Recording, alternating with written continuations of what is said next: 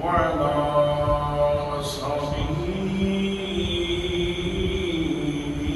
وآله. أما بعد فأعوذ بالله من الشيطان الرجيم. بسم الله الرحمن الرحيم.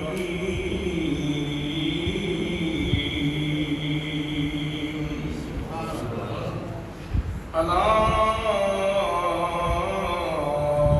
إن أولياء الله لا خوف عليهم ولا هم يحزنون. صدق الله مولانا العظيم وصدق رسوله النبي الكريم الأمين الرؤوف الرحيم. الصلاة والسلام عليك يا سيدي يا رسول الله وعلى آلك وأصحابك يا سيدي يا حبيب الله.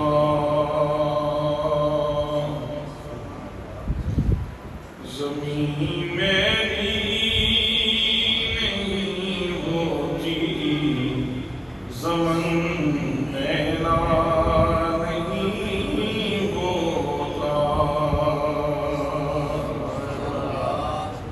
زمین میری نہیں ہوتی، زمن میرا نہیں ہوتا. محمد کے غلاموں کا کفن میرا نہیں ہوتا. محبت کملی والے کی یہ وہ جلوہ ہے، سنو لوگو. محبت کملی والے کی یہ وہ جلوہ ہے، سنو لوگو. یہ جس من میں سما جائے وہ من میرا نہیں ہوتا. محمد کے غلاموں کا کفن میرا نہیں ہوتا.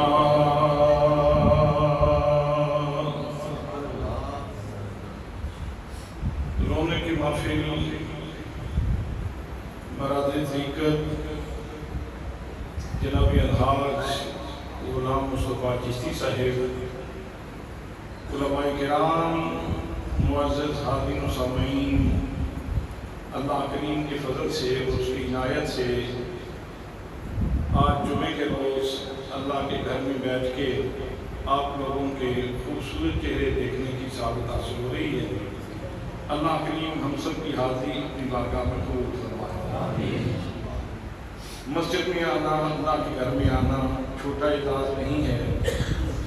ایک فقیر بابا جی جب مسجد میں آتے، وضو کرتے اور پھر سر آسمان کی طرف اٹھا کے اپنے رب کے حضور عاجزی سے عرض کرتے، اپنے پاؤں پہ چل کے کون تیرے دروازے پہ آتا ہے، یہ تو تیرا کرم ہے جو مجھے اٹھا لاتا ہے. تو اللہ کریم کی بارگاہ میں اگر سجدہ بندگی نصیب ہو جائے، اگر اطاعت شاری نصیب ہو جائے، اگر اللہ کریم اپنی بارگاہ میں جھکنے کی سعادت نصیب فرما دے تو یہ بہت بڑا اعزاز ہے. وگرنہ کتنے لوگ ایسے ہیں جو اس سعادت سے محروم ہیں. تو اللہ کریم آپ کی سعادت کو دوامی فرمائے اور ہمیشہ یہ شرف نصیب رکھے. آج میں سب سے پہلے تو اپنے برادری گرامی برادری طریقت جناب ڈاکٹر محمد طاہر چشتی صاحب، ان کے درجات کی بلندی کے لیے دعا کرنے کے لیے حاضر ہوا ہوں. اور ان کے ختم میں شرکت کے لیے حاضر ہوا ہوں، اور ان کے بھائیوں کے ساتھ تعزیت مسنونہ کرنے کے لیے حاضر ہوا ہوں کہ اللہ کریم ہمارے اس بھائی کے درجات بلند فرمائے۔ اور میں خود نہیں آیا، میرے مرشد گرامی حضور دیوان کریم غریب نواز حضور قبلہ پیر محمد امین حسنات شاہ صاحب سجادہ نشین آستانہ عالیہ ڈیرہ شریف نے مجھے حکم فرمایا تو میں آپ کی خدمت میں حاضر ہوا ہوں۔ اور آپ سارے لوگ اس بات سے واقف ہیں کہ حضور سیدی ضیاء الامت حضرت جسٹس پیر محمد کرم شاہ الازہری رحمۃ اللہ تعالیٰ علیہ کا سالانہ عرس مبارک پوری شرعی پابندیوں کے ساتھ، شرعی آداب کے ساتھ ڈیرہ شریف میں 18، 19، 20 محرم الحرام کو منعقد ہو رہا ہے۔ 6، 7، 8 اگست کو منعقد ہو رہا ہے۔ تو یہاں آنے کا ایک مقصد یہ بھی ہے کہ حضور ضیاء الامت کا ذکر بھی کر دیا جائے اور آپ کے قدس پاک کے حوالے سے آپ لوگوں کی خدمت میں دعوت بھی پیش کر دی جائے۔ نعرہ تکبیر، نعرہ رسالت، انہا ملت کی دیا، انہا ملت کی دیا، لچپال لچپال، لچپال لچپال، الاسلام، الاسلام۔ برادران اسلام، ایک عمومی ضابطہ ہے، ایک قاعدہ ہے کہ جب بھی کسی شخصیت کے بارے میں گفتگو کی جاتی ہے، لیکچر دیا جاتا ہے، کتاب لکھی جاتی ہے، اس کا سوانح خاکہ بیان کیا جاتا ہے، اس کا بایو ڈیٹا بیان کیا جاتا ہے، تو 2 چیزیں ضرور پیش نظر رکھی جاتی ہیں۔ سب سے پہلے یہ چیز دیکھی جاتی ہے کہ جس شخصیت کا ہم ذکر کر رہے ہیں اس شخصیت کا نسب کیسا ہے، اس شخصیت کا نسب کیسا ہے۔ اور دوسری یہ بات دیکھی جاتی ہے کہ جس شخصیت کا ہم ذکر کرنا چاہتے ہیں اس شخصیت کا حسب کیسا ہے۔ نسب کا مطلب یہ ہے کہ اس کے آباء و اجداد کیسے ہیں، اور حسب کا مطلب یہ ہے کہ اس کا کیریئر کیا ہے، اس کا کریکٹر کیا ہے، اس کی زندگی کے خد و خال کیا ہیں، اس کی زندگی کی روش کیا ہے، کن خطوط پہ اس نے زندگی گزاری، اس کی زندگی کی فتوحات کیا ہیں، اس کے کارنامے کیا ہیں جو انہوں نے سر انجام دیے۔ اگر ان 2 نقطوں کو پیش نظر رکھتے ہوئے ہم اپنے مرشد گرامی نواب عصر ضیاء الامت حضرت جسٹس پیر محمد کرم شاہ الازہری رحمۃ اللہ تعالیٰ علیہ کی ذات گرامی کو دیکھیں تو حضرت ضیاء الامت رحمۃ اللہ تعالیٰ علیہ زمانے کی وہ منفرد شخصیت ہیں کہ جن کا نسب بھی بے مثال ہے، جن کا حسب بھی بے مثال ہے۔ اگر آپ کو نسب کے اعتبار سے دیکھا جائے تو 22 واسطوں سے آپ کا شجرہ نسب یہ حضرت بہاؤالدین زکریا ملتانی رحمۃ اللہ تعالیٰ علیہ سے ملتا ہے۔ کون ہے یہ بہاؤالدین زکریا ملتانی؟ یہ کون شخصیت ہے، یہ کون سی ہستی ہے؟ حضرات، بعض لوگوں نے ایک بستی میں، 2 بستیوں میں، 2 شہروں میں، 4 شہروں میں دین کا کام کیا ہے، لیکن حضرت بہاؤالدین زکریا ملتانی رحمۃ اللہ تعالیٰ علیہ وہ ہیں کہ 20 ممالک ایسے ہیں کہ جہاں آپ کی کوشش سے اسلام پھیلا ہے۔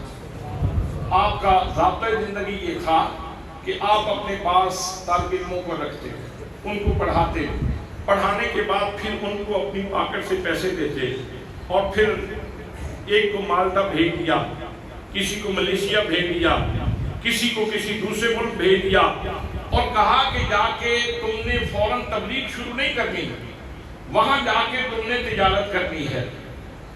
جب تجارت میں تمہارا اعتماد بن جائے اور اتنی خوبصورتی سے تجارت کرنی ہے جیسے نبی پاک صلی اللہ علیہ وسلم کا اسوہ ہے، جیسے نمونہ ہے محمد مصطفیٰ صلی اللہ علیہ وسلم کا، ان خطوط پہ تم نے جا کے تجارت کرنی ہے، اور جب تمہارا اعتماد بن جائے تو پھر کسی کے سامنے دعوت پیش کرنی ہے اور پھر کسی کا سینہ منور کرنے کی کوشش کرنی ہے۔ حضرات، آپ کی کاوشوں سے 20 ملکوں میں اسلام کا نور پھیلا اور لوگوں کے سینے منور ہوئے، اور ان کو حضور صلی اللہ علیہ وسلم کی نسبت غلامی نصیب ہوئی۔ اور یہ کلمہ پڑھنا آپ کو پتہ ہے یہ کتنا بڑا اعزاز ہے۔ جب بندہ کلمہ پڑھتا ہے تو اس کو کتنا بڑا اعزاز نصیب ہوتا ہے۔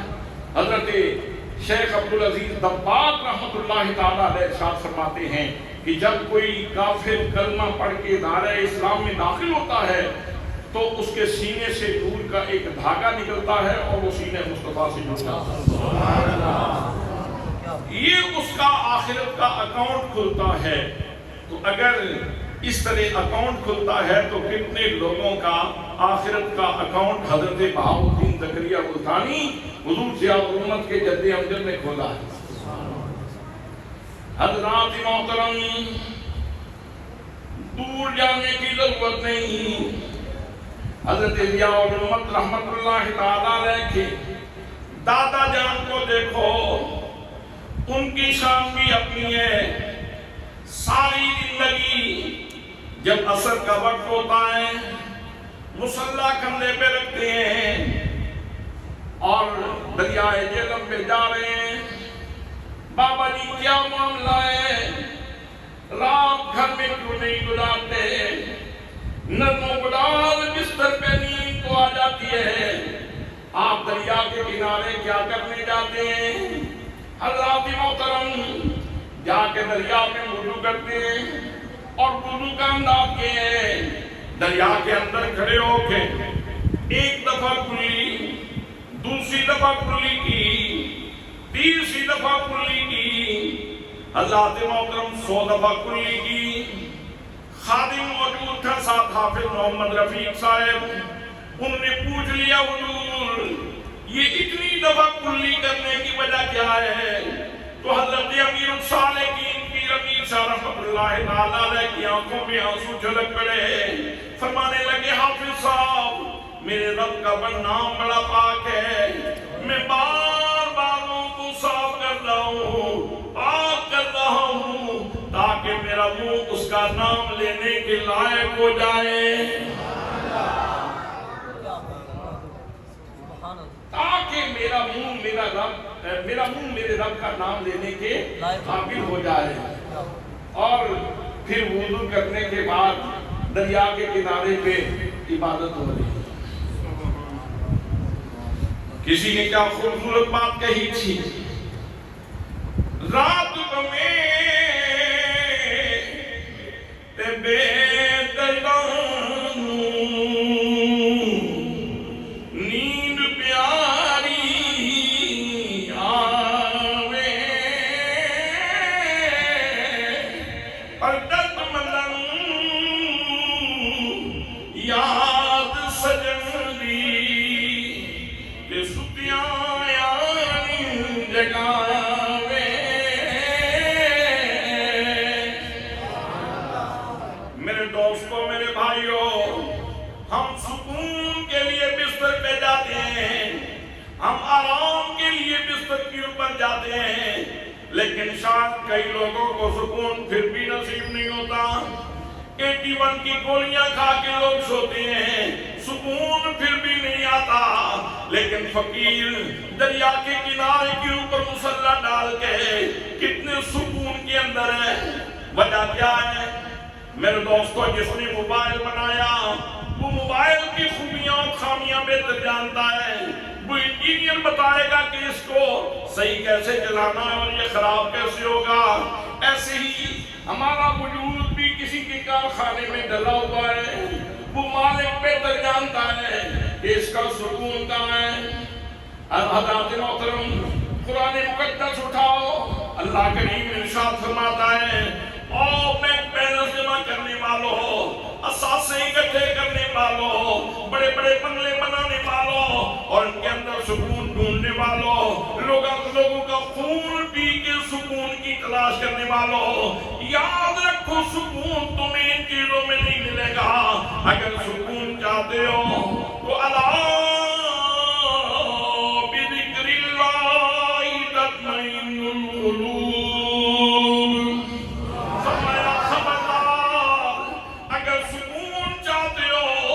اللہ کریم فرماتا ہے میرے ذکر کا دیا جلاؤ تمہیں سکون مل جائے گا۔ اب اس کا فلسفہ کیا ہے کہ ذکر کرو تو سکون مل جائے گا؟ اس کی فلاسفی کیا ہے، عبرت کیا ہے کہ میرا ذکر کرو اللہ اللہ اللہ اللہ تو سکون ملے گا۔ فلاسفی کیا ہے، اس کی حکمت کیا ہے؟ حضرات محترم، وجہ یہ ہے کہ انسان دو چیزوں کا بنا ہوا ہے، ایک انسان کا جسم ہے اور ایک انسان کی روح ہے۔ جسم اربع عناصر سے ہے، آگ سے، پانی سے، ہوا سے اور مٹی سے، اس کی خوراک بھی یہیں سے ہے۔ روح یہاں پردیس میں ہے، اس کا اصل دیس حریم کبریا ہے، حریم ناز ہے، حریم قدس ہے۔ اللہ کریم ارشاد فرماتا ہے کہ اگر روح کا دیس پوچھتے ہو کہ روح کا دیس کیا ہے تو فرمایا وَنَفَخْتُ فِيهِ مِن رُوحِي، میں نے انسان کے جسم کے اندر روح پھونکی۔ بس اشارہ کر سکتا ہوں، اس سے آگے تشریح نہیں ہو سکتی۔ یہ آیت متشابہ ہے، صرف ترجمہ کر سکتا ہوں، تشریح نہیں کر سکتا۔ اللہ کریم ارشاد فرماتا ہے میں نے روح پھونک دی۔ اب یہاں سے اندازہ کر کہ تیرا مقام کیا ہے، تو کہاں سے آیا ہے، تیرا جوہر کہاں سے آیا ہے۔ تیرا جوہر ہے نوری، پاک ہے تو کہ شہین شاہد و لاکھ ہے تو۔ اقبال قلندر لاہوری اسی لیے تو کہتے ہیں۔ حضرات محترم، روح یہاں پردیس کے اندر ہے۔ جب آپ اللہ کا ذکر کرتے ہیں تو اس پردیسی کو پردیس میں اپنے دیش کی خبر ملتی ہے تو اس کو سکون ملتا ہے۔ اللہ کے بندے جب رات کو مصلی ڈالتے ہیں تو اس وقت ان کی روح پکارتی ہے، روح کہتی ہے میں بچھڑی روز مساک سیونی میں بچھڑی روز مساک سیون ای ہجر کرامت دنیا نالے چرخا کت نالے یا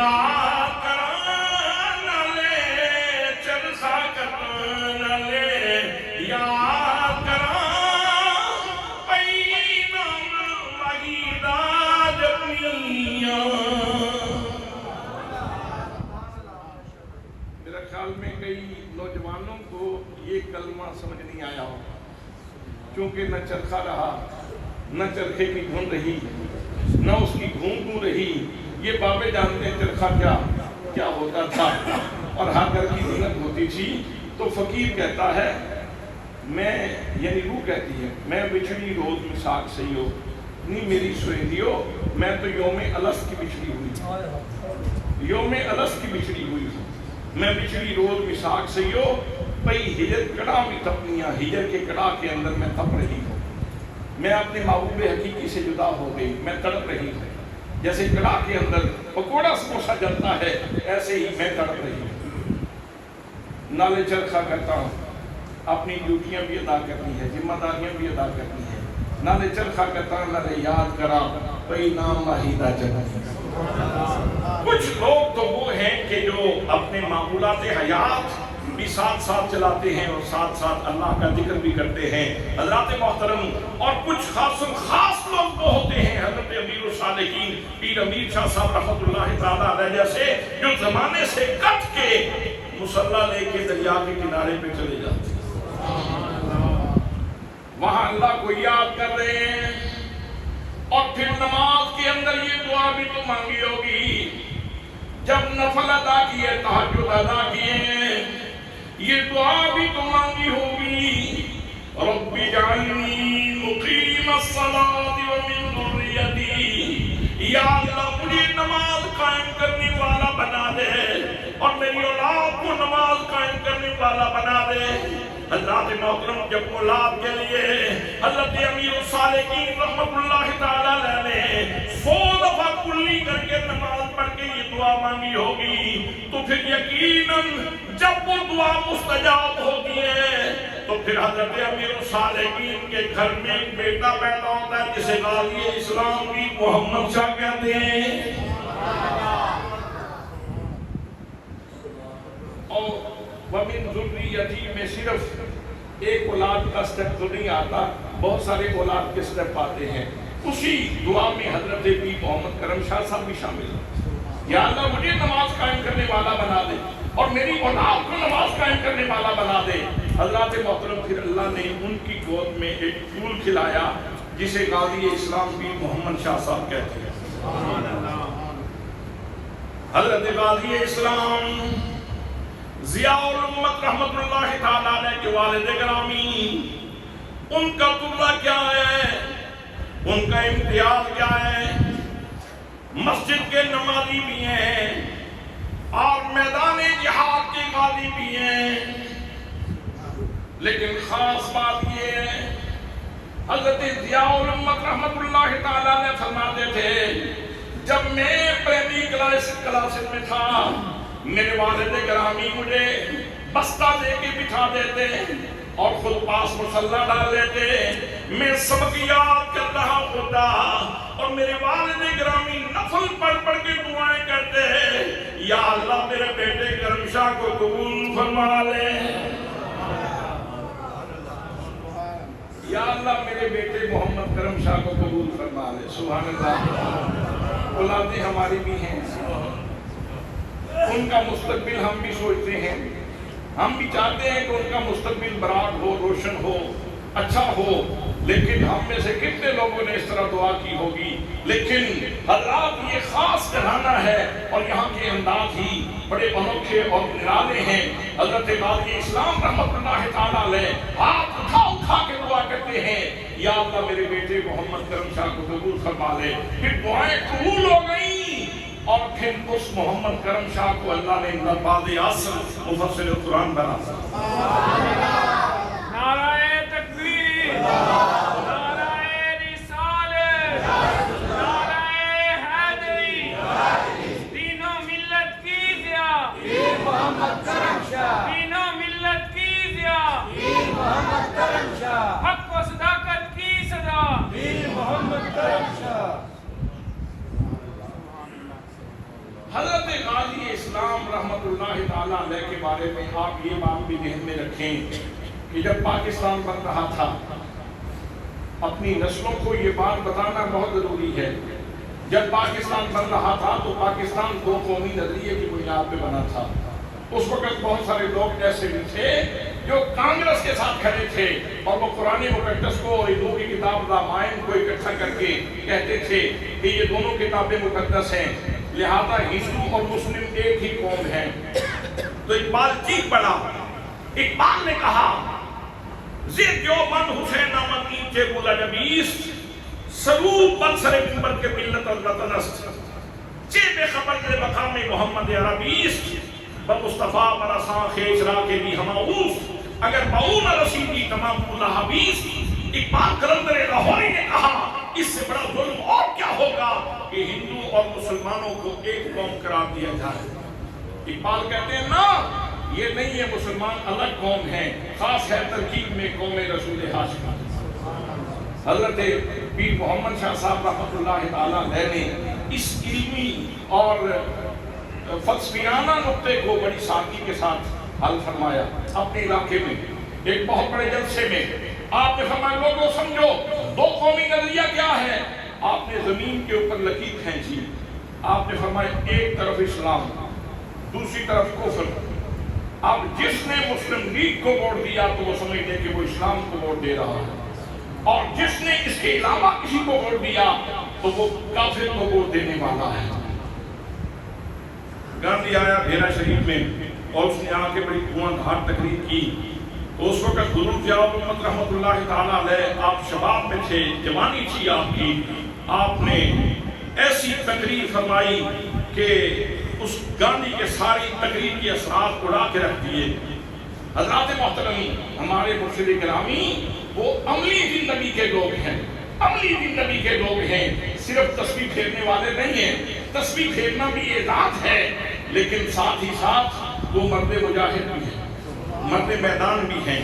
اور جب 1948 میں پہلی دفعہ معہد کشمیر کھلا تو حضور غازی اسلام رحمت اللہ تعالیٰ علیہ بنفس نفیس اس جہاد میں شریک ہوئے، اور آپ کے پاس اس وقت روس کی بنی ہوئی ایک بندوق تھی، اس بندوق سے انڈیا کا جہاز بھی گرایا گیا۔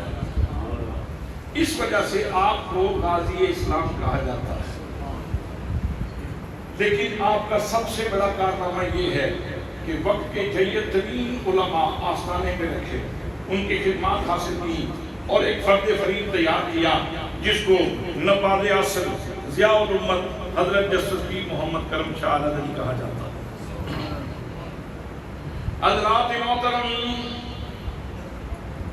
درسیات پڑھائیں، علوم جدیدہ پڑھائے، علوم قدیمہ پڑھائے، پھر دورہ حدیث شریف کے لیے آپ نے اپنے بیٹے کو سید محمد نعیم الدین واد آبادی رحمۃ اللہ تعالیٰ علیہ کی خدمت میں بھیجا۔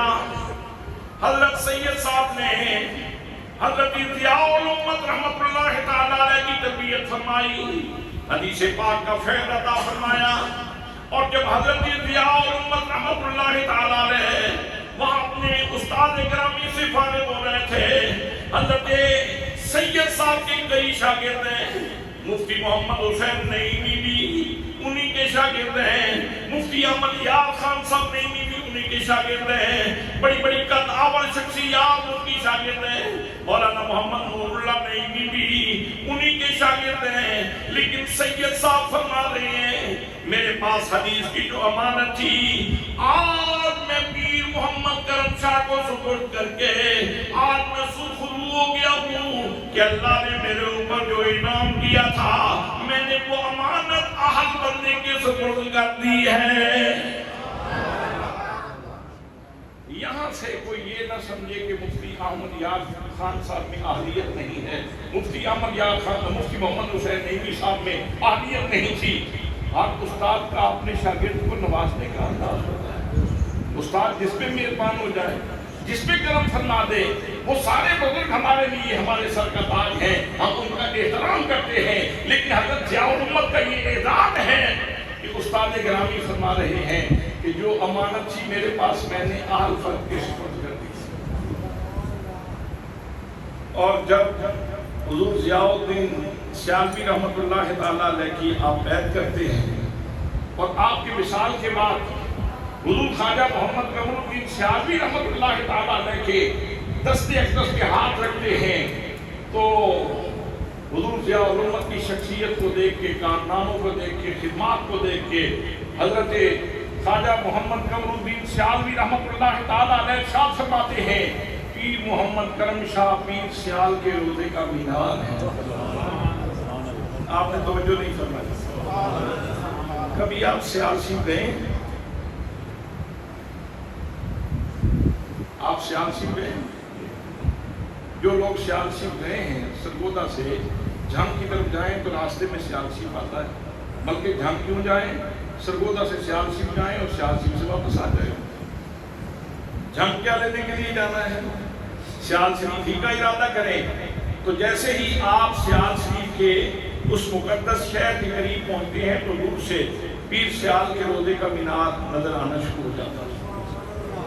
حضرات محترم، لیکن وہ مینار 1 میل سے نظر آتا ہے، 1.5 کلومیٹر سے دور سے نظر آتا ہے۔ میرے دوستوں، میرے بھائیوں، حضرت ضیاء الامت رحمۃ اللہ تعالیٰ علیہ پیر سیال کی روزے کا وہ مینار ہے جو سرگودا سے بھی نظر آتا ہے، جو سیالکوٹ سے بھی نظر آتا ہے، جو لاہور سے بھی نظر آتا ہے، جو صادق آباد سے بھی نظر آتا ہے، جو وزیر آباد سے بھی نظر آتا ہے، جو اسلام آباد سے بھی نظر آتا ہے، جو یورپ سے بھی نظر آتا ہے، جو امریکہ سے بھی نظر آتا ہے، جو متحدہ عرب امارات سے بھی نظر آتا ہے، جو سعودیہ سے بھی نظر آتا ہے۔ آج دنیا کے جس کونے میں جاؤ گے تمہیں حضرت ضیاء الامت رحمۃ اللہ تعالیٰ علیہ کے فیض یافتگان ملیں گے۔ یہ پیر سیال کے روزے کا ایسا مینار ہے کہ جو ہر جگہ پہ پوری دنیا کے اوپر جس شخصیت کا تذکرہ ملتا ہے، جن کا کام ملتا ہے، جن کا مشن ملتا ہے، جن کی پاکیزہ فکر ملتی ہے، حضرت ضیاء الامت رحمۃ اللہ تعالیٰ علیہ وہ شخصیت ہیں۔ اور ناز ہے اپنے پیر خانے میں، بڑے ناز سے پیر سیال لجپال کا نام لیتے ہیں اور کہتے ہیں میں لجپالا دل لگیا میرے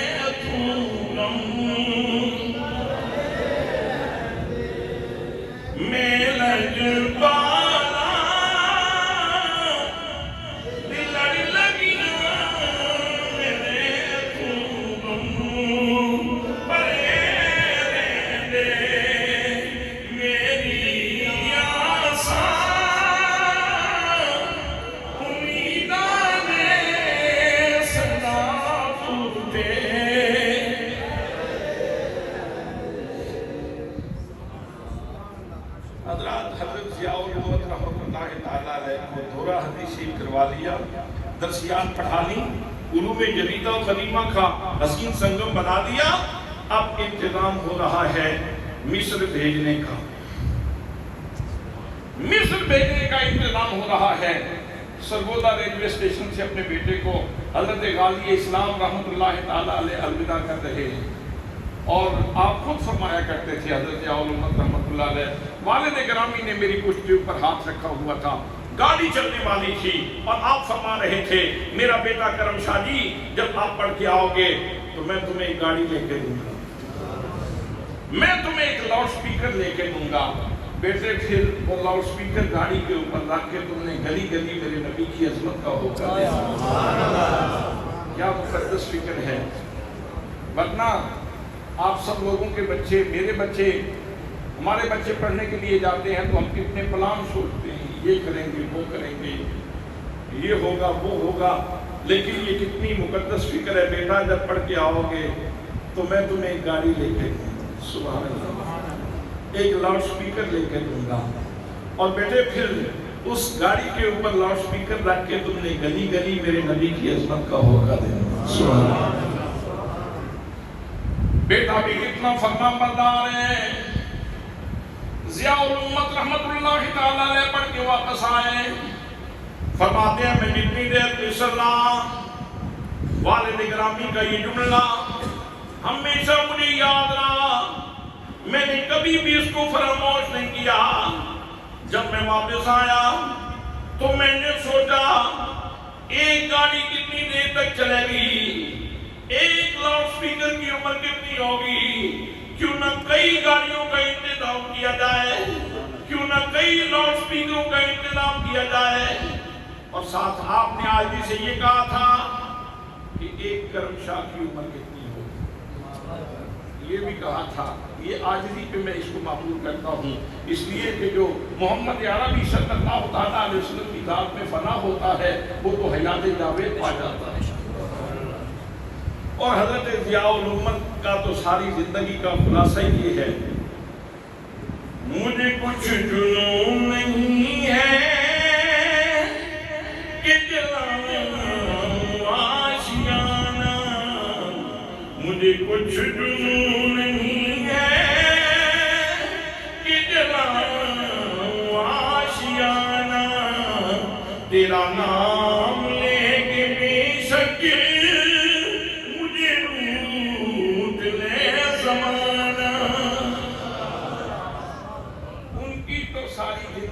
اسی نقطے کے اوپر مرکوز رہی کہ میں نے اپنے رب کو کیسے راضی کرنا ہے اور اپنے رسول کو کیسے راضی کرنا ہے.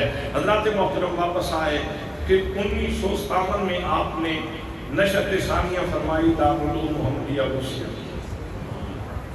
اور آج اس وقت الحمدللہ آپ پاکستان نیوی میں دیکھیں، پاکستان آرمی میں دیکھیں، پاکستان ایئر فورس میں دیکھیں، آج اس وقت دنیا کی سوری کہہ رہا ہوں، پاکستان کی تمام یونیورسٹیز کا آپ سروے کر لیں.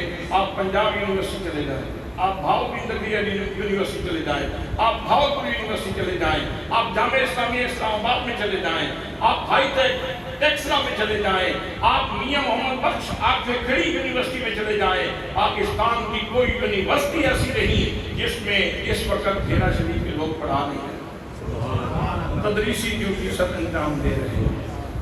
کالجز میں، مدارس میں، سکول میں، اور آزاد کشمیر کے اندر ضلع قاضی کی سیٹ پہ، تحصیل قاضی کی سیٹ کے اوپر. حضرات کسی دور میں مدارس فقط امام تیار کرتے تھے، اور یہ بھی بڑی ڈیوٹی ہے، امام تیار کرنا بھی بہت بڑی ڈیوٹی ہے، لیکن تمام شعبوں کو دینی رہنمائی کی ضرورت ہے. زندگی کے جتنے شعبے ہیں سب میں رہنمائی، دینی رہنمائی کی ضرورت ہے. حضرت ضیاء الامت جسس پیر محمد کرم شاہ الازہری رحمت اللہ تعالیٰ علیہ نے جدید و قدیم کا حسین سنگم نصاب تعلیم عطا کیا اور یہ مجددانہ کارنامہ سر انجام دیا. جب آپ نے یہ کام شروع کیا تو بہت سارے علماء نے یہ کہہ کر تنقید کی کہ یہ بابو تیار کرنا چاہتا ہے. اس وقت بعض لوگ یہ بھی کہتے تھے کہ انگلش پڑھنا یہ حرام ہے، لیکن حضور ضیاء الرحمت آنے والے وقت کو دیکھ رہے تھے کہ آنے والے وقت کی ضرورت کیا ہے، اور حکیم وہ ہوتا ہے جو نبض دیکھ کے علاج کرتا ہے۔ اسی لیے آپ کو نباز اسد کہا جاتا ہے۔ آپ نے جو سلیبس دیا، آج جتنے ادارے ہیں جن کے اندر کبھی مفتیان فتوے دیا کرتے تھے، آج ان سبھی اداروں میں جدید تعلیم بھی پڑھائی جا رہی ہے اور جدید تعلیم بھی پڑھائی جا رہی ہے۔ آج سبھی حضور ضیاء الرحمت رحمۃ اللہ تعالیٰ علیہ کی فکر کو فالو کر رہے ہیں۔ مختلف جتنے مدارس ہیں، جتنے مکاتب فکر ہیں، سب کے اندر یہی کیفیت ہے۔ حضرت محترم حضرت ضیاء الرحمت رحمۃ اللہ تعالیٰ علیہ کا ایک بہت بڑا خاصہ وہ عشق رسول ہے۔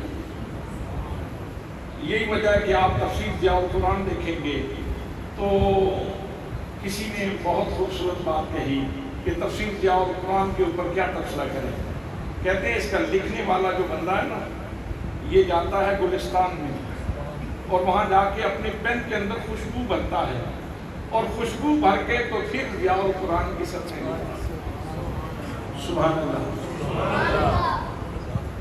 ایسی جامع ترین، اور ڈاکٹر طاہر حمید تنولی کل کسی ٹی وی پروگرام کے اندر یہ کہہ رہے تھے کہ پیر صاحب نے صرف تفسیر نہیں لکھی، پیر صاحب نے 1000 سالہ جو تفسیری لٹریچر تھا اس کا عطر پیش کر دیا ہے تفسیر ضیاء القرآن۔ یہ تو خاص لوگوں کی بات ہے نا۔ تفسیر ضیاء القرآن کے اندر آپ نے بہت محنت کی، اور جب تفسیر مکمل ہو چکی تو ہمارے موجودہ حساب حضرت پیر محمد امین الاسناد شاہ صاحب سجادہ نشین آستانہ عالیہ بیرا شریف، ہمارے دیوان کریم، ہمارے مرشد کریم، آپ ارشاد فرماتے ہیں کہ جب آپ لکھ رہے تھے تو میں نے عرض کی حضور جب یہ ماہ رمضان آتا ہے تو مشائخ جاتے ہیں مدینہ طیبہ میں، اور آپ نے وہ پہلے ایک حج کیا اور اس کے بعد آپ نہیں جا رہے تو آپ لکھنے میں مشغول رہتے ہیں، تو آپ نے فرمایا اگر میرا محبوب فراق میں راضی ہے تو میں فراق میں راضی ہوں۔ جب تفسیر مکمل ہو گئی آپ فرماتے ہیں آپ نے مجھے ساتھ لیا، انداز یہ تھا، 2 رومال ہیں، ایک رومال اپنے گلے میں ڈالا ہوا ہے، ایک رومال حضرت قبلہ پیر محمد امین الاسناد شاہ صاحب کے گلے میں ڈالا ہوا ہے۔ مدینہ شریف حاضر ہو گئی، تفسیر ضیاء القرآن کی وہ جلدیں، تفسیر ضیاء القرآن کی جلدیں سب کے اوپر ہیں۔ یہ رومال، دونوں رومال، بیٹے کا رومال بھی اور اپنا رومال بھی، یہ دونوں اس طرح پکڑے ہوئے ہیں، اور آپ جانتے ہیں کہ عاشق رسول جب باپ السلام سے اندر داخل ہوتا ہے تو اس کی پوزیشن کیا ہوتی ہے۔ ہمارے جیسا گناہگار بندہ بھی جب وہاں حاضر ہوتا ہے تو اس کی پوزیشن کیا ہوتی ہے۔ اللہ جس بندے نے پوزیشن یہ بنا رکھی ہے، ایک ہاتھ سے یہ رومال پکڑا ہوا ہے اپنے گلے کا، اور اسی سے اپنے بیٹے کے گلے کا رومال بھی پکڑا ہوا ہے، اور غلامانہ انداز میں سر کے اوپر تفسیر ضیاء القرآن رکھی ہوئی ہے، اور برستی آنکھوں کے ساتھ دربار رسالت میں آپ صلی اللہ تعالیٰ علیہ وسلم کے سامنے کھڑے ہو کے عرض کر رہے ہیں آقا یہ میری کل پونجی ہے، قبول فرما میرے کریم، یہ میری کل متاع ہے، اس کو اپنی بارگاہ میں قبول فرما لیں۔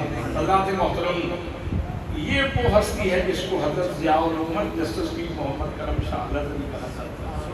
وقت ختم ہو گیا ہے، باتیں ختم نہیں ہو رہی، ایک بات اور سن لیں۔ آپ مدینہ طیبہ میں تھے، ایک وارثی کی کیفیت ہوتی تھی، اور عاشق جب مدینے میں ہوتا ہے تو مدینے کی پھر کیفیات آتی ہے۔ مدینے دی مٹی، مدینے دی مٹی،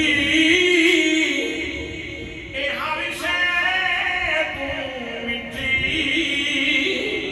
انہاں تو کچھ بن گئے جنہاں وجہ کے مٹی۔ حضرات محترم، اس شاخ عجب انداز میں مدینہ طیبہ میں آلی لیتے ہیں حضرت ضیاء الرحمت رحمت اللہ تعالیٰ علیہ۔ آپ محویت کی عالم میں نبی کریم صلی اللہ تعالیٰ علیہ وسلم کی بارگاہ میں مواجہ شریف میں حاضری کے لیے آ رہے ہیں۔ ابھی مسجد کے باہر ہی تھے تو ایک لڑکا مسواکیں بیچ رہا تھا، پیر صاحب کا پاؤں لگ گیا اس کی گٹھڑی کو. آپ اپنے وہ نظر جمائی ہوئی تھی سرکار کے روضہ شریف کے اوپر، تو وہ اس کی وہ جو گٹھڑی تھی مسواکوں والی، جیسے ہی پاؤں ٹکرایا تو چند مسواکیں بکھر گئی. اب پیر صاحب وہاں بیٹھ گئے، رونا شروع کر دیا، چیخ نکل گئی پیر صاحب کی. ضیاء الامت رو رہے ہیں، ہاتھ باندھ کے سامنے بیٹھے ہیں، کہتے ہیں خدا کے لیے مجھے معاف کر دو، میرے رسول کے لیے مجھے معاف کر دو، میں نے جان بوجھ کے نہیں کیا، غیر ارادی طور پہ پاؤں لگ گیا ہے، مجھے معاف کر دو. کبھی اس کی چھوڑی کو ہاتھ لگاتے ہیں، کبھی اس کے گھٹنوں کو ہاتھ لگاتے ہیں اور پھر کہتے ہیں مجھے معاف کر دو، مجھے معاف کر دو، مجھے معاف کر دو. آپ روئے جا رہے ہیں. پھر اس نے کہا کہ میں نے معاف کیا. تو آپ نے اس سے یہ الفاظ کہلوانے کے بعد کہ مہربانی کرو مجھے کل میدان محشر میں میرے آقا کے حضور شرمندہ نہ کرنا، مہربانی کرنا، مجھے معاف کرنا. پھر آپ نے اس سے وہ ساری مسواکیں خرید لی اور وہ مسواکیں لوگوں میں بانٹ دی. حضرات محترم، لیکن اس بچے کی وہ جو معمولی سی خراش اس کے دل پہ آئی تھی، اس کے لیے آپ نے اتنی لجاجت، اتنا زیادہ اس کی منت سماجت کی. یہ ہے حضرت ضیاء الامت جسٹس پیر محمد کرم شاہ. جب آپ مصر میں پڑھ رہے تھے تو پرویزی فرقہ جو حضور کی سنت کا منکر ہے، جو حجیت حدیث کا منکر ہے، اس کے جواب میں آپ نے سنت خیر الانام لکھی. ضیاء النبی یہ ایسی کتاب ہے 7 جلدوں میں. ایک بروئی صاحب ایک بہت بڑے وکیل ہوئے پاکستان کے، کراچی سے لاہور یا اسلام آباد کا سفر چل رہا تھا تو بروئی صاحب آپ سے کہنے لگے کہ حضور کتابیں پڑھتے ہیں، سیرت کی معلومات تو ملتی ہیں، کاش کہ کوئی ایسی کتاب ہوتی جس کو پڑھ کے بندہ عاشق رسول بن جاتا. آپ فرماتے ہیں میں نے اس دن ارادہ کیا تھا کہ ایسی کتاب لکھوں گا جسے پڑھ کے بندہ عاشق رسول بن جائے. اور میں بڑے دعوے سے کہہ رہا ہوں، آپ بے شک ساری تفصیل ساری کتاب نہ پڑھیں، آپ 5ویں جلد پڑھیں، صرف 50 صفحے پڑھیں. ضیاء النبی کے صرف 50 صفحے پڑھ لیں. اگر آپ کے دل میں عشق رسول پیدا نہ ہوا، بے شک میرے گربان میں ہاتھ ڈال دیجیے گا. بے شک آپ میرے گربان میں ہاتھ ڈال کے مجھے اپنا مجرم سمجھیں. حضرات محترم، حضرت ضیاء الامت نے ایک ایک حرف اللہ کے نبی کے عشق میں ڈوب کے لکھا ہے صلی اللہ علیہ وآلہ وسلم. اور پھر مقالات ہیں تو وہ کمال کے ہیں. اور اللہ کے فضل سے جو سسٹم آپ نے دیا ہے، جو فکر آپ نے دی ہے، آج اس وقت پوری دنیا میں اس کے جھنڈے لہرا رہے ہیں. اور وہ مجھے بتانے کی ضرورت تو نہیں، محرم کا چاند طلوع ہوتا ہے تو 2 چیزیں ہمیں یاد کرواتا ہے. ایک امام حسین کی یادیں تازہ ہو جاتی ہیں اور دوسرا حضور ضیاء الامت کا عرس یاد آ جاتا ہے. حضور ضیاء الامت کا عرس کا پہلی 18 19 20 محرم الحرام. 18 محرم کو انشاءاللہ قرات کی محفل ہوگی. ملک سے اور بیرون ملک سے جید ترین قراء قرآن پاک کی تلاوت کریں گے. اور انشاءاللہ 19 محرم الحرام کو دن کو جلسہ ہوگا، چادر پوشی ہوگی عصر کے بعد. پھر رات کو ایک بڑی عمدہ قسم کی تربیتی نشست ہوگی اور وہ ٹی وی کے اوپر بھی آپ دیکھ سکتے ہیں. اور صبح پھر 20 محرم الحرام نماز فجر کے بعد حضور دیوان کریم غریب نواز حضرت قبلہ پیر محمد امین اسرار شاہ صاحب آپ تفسیر قرآن ارشاد فرمائیں گے، محفل ذکر ہوگی اور ساتھ ہی اختتامی دعا ہوگی. تو میں اپنے مرشد کریم آپ کی طرف سے آپ سب لوگوں کو عرس پاک میں شرکت کی دعوت پیش کرتا ہوں اور ساتھ ہی دعا کرتا ہوں کہ اللہ کریم ہمارے بھائی ڈاکٹر محمد طاہر صاحب کے درجات بلند فرمائے. کسی بھی بندے کے لیے اس کے مرشد کا ذکر اس کا بڑے سکون کا باعث ہوتا ہے. مرشد کا ذکر سکون کا باعث ہوتا ہے. تو آج ہم نے اس اللہ کے بندے کا ذکر کیا ہے اور اس کے بعد جب ایصال ثواب کریں گے ڈاکٹر صاحب کی روح کو تو انشاءاللہ ڈاکٹر محمد طاہر صاحب کی روح وصول ہوگی. اللہ کریم ان کے درجات بلند فرمائے اور ان کے بھائیوں کو ان کے خاندان کو صبر جمیل کی توفیق نصیب فرمائے. آپ جن لوگوں نے سنت